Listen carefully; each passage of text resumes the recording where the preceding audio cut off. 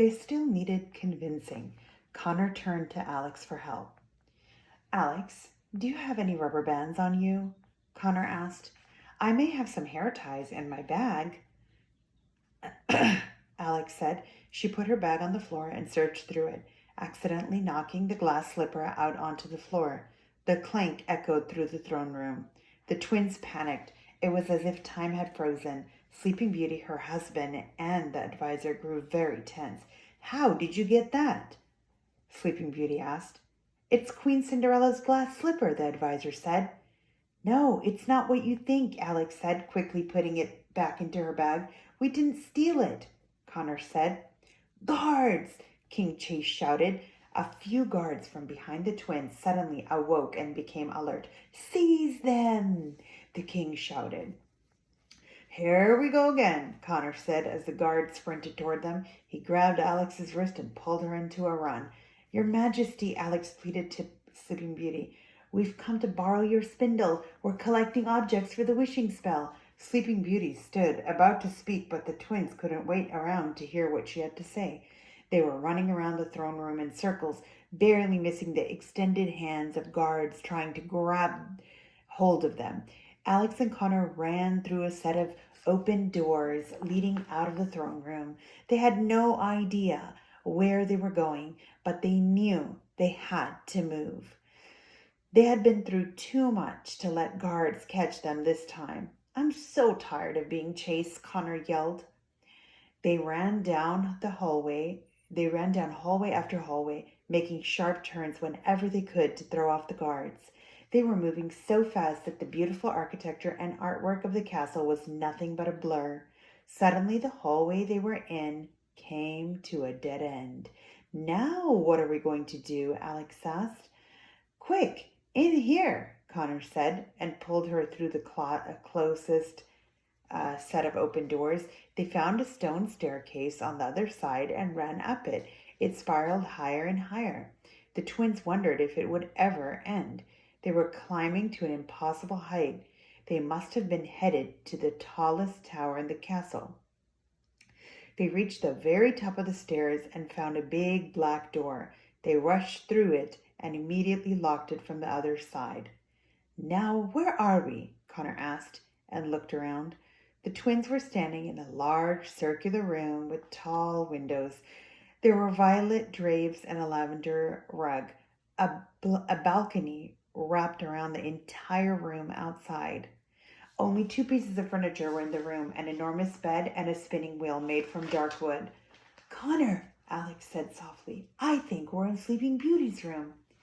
The room she slept in for 100 years. Connor walked over to the bed. There was a beautiful engraving on the headboard that said, For 100 years she slept, the hearts of her people she kept. So they waited with patience for the bliss of true love and true love's first kiss. Alex went to the spinning wheel, but the spindle was gone. The spindle isn't here, Alex said. I don't understand. The man who wrote the journal promised Sleeping Beauty he would return it after he used it. It's not here, or did he just not return it because the spell didn't work? Connor asked. The lock on the black door began to rattle as someone from the other side unlocked it. Hide, hide, Alex whispered. She and her brother dove underneath the bed.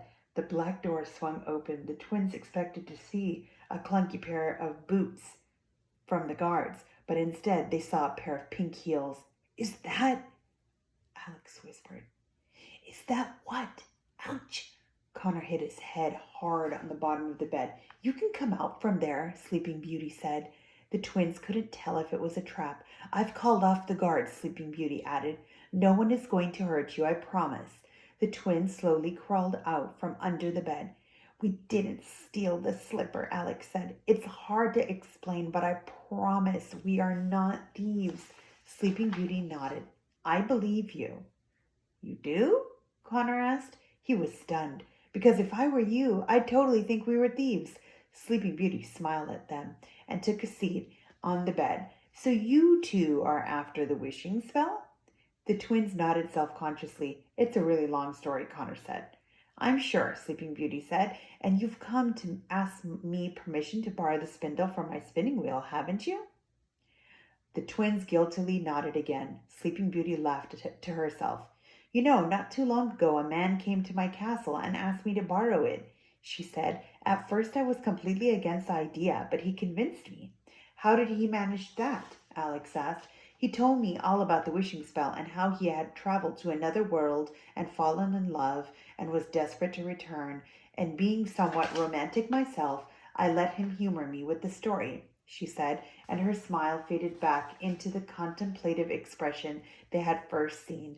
And when he started to describe this world to me, a place of machines and technology, a place of enormous structures and lands and people unlike any I had ever seen, and I believed him. Why? Alex asked. Because I had dreamed about this place, Sleeping Beauty said.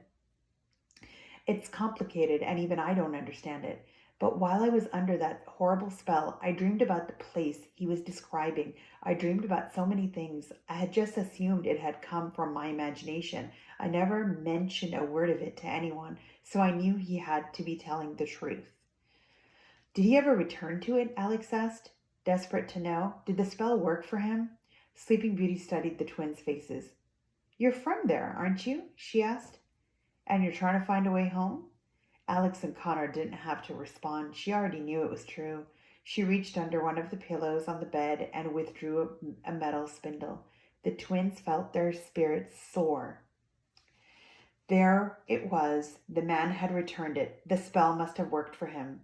All I'm going to ask in return is that you also return it when you're done, Sleeping Beauty said, and handed it to Alex. As I'm sure you can imagine, it has sentimental value for me. The twins were beaming. Now they knew getting home was a possibility and that they weren't trapped in the land of stories forever.